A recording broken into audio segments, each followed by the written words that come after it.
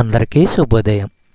ఈరోజు దేవుని వాగ్దానం ఏమనగా ఆదికాండము 20వ అధ్యాయము 6వ వచనము.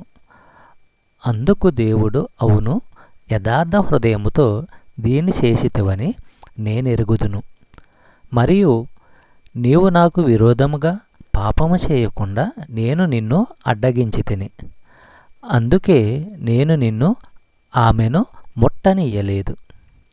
సహోదరులారా, ఇక్కడ దేవునికి విరోధముగా పాపము చేయకుండానట్లు అబీమెలెకును పరిశుద్ధాత్మ అడ్డగించుచున్నాడు.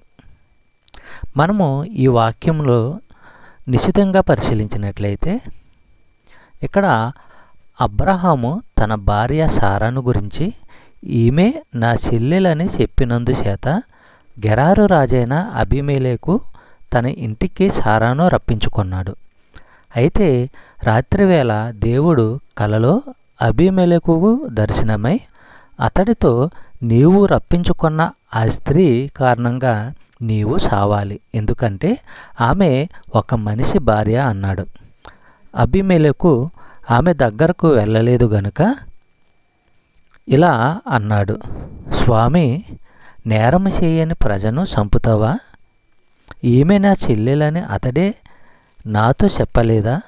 ఈయన నా అన్న అని ఆమె చెప్పింది కదా.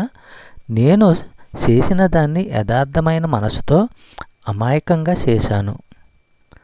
అందుకు ఆ కలలో దేవుడు అతనితో, అవును, యథార్థమైన మనసుతో అలా చేశావని నాకు తెలుసు. ఈ విషయంలో నీవు నాకు విరోధంగా పాపం చేయకుండా నిన్ను అడ్డగించాను కూడా. అందుచేత నీవు ఆమెను తాకకుండా చేశాను. చెప్పబడిన వాగ్దానము దేవుడు దీవించి ఆశీర్వదించును గాక. ఆమేన్.